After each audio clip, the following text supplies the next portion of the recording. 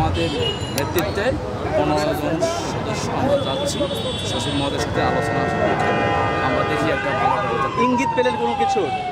আমাদেরকে বলছেন আপনারা আসেন, অবশ্যই একটা ভালো একটা খবর পাবেন, আমরা আলোচনার সাথে সমাধান করি, এভাবে আশ্বাস হয়ে আমরা যাচ্ছি।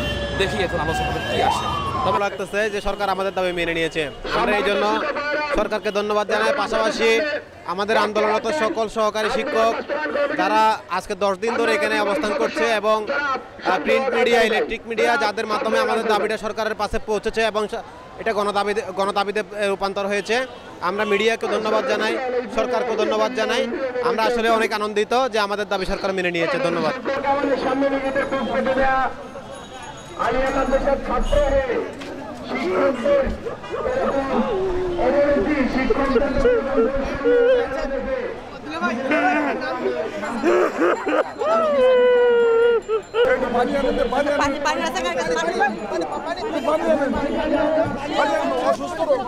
দর্শক এই মুহূর্তে দেখতে পাচ্ছেন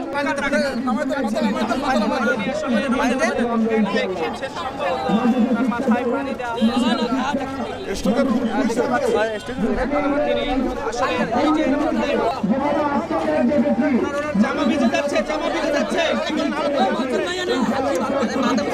আলহামদুলিল্লাহ, আল্লাহর দরবারে লাখো কোটি শুকরিয়া। নিজের একটা পরিচয়, এত জীবন পর এতদিন শিক্ষক ছিলাম, এখন শিক্ষক হিসাবে নিজের পরিচয় হয়েছে। আমি এখন খুব খুশি, হ্যাঁ ইনশাআল্লাহ খুশিতে আমি পাগল হয়ে যাবো।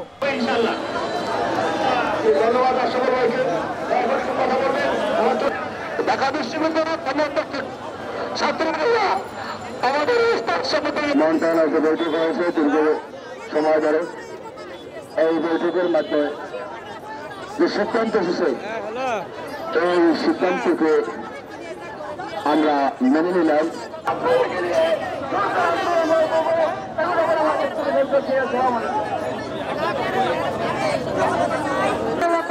একমাত্র দাবি যারা আমাদের শিক্ষকরা, আমরা যারা মাঠে ময়দানে থেকে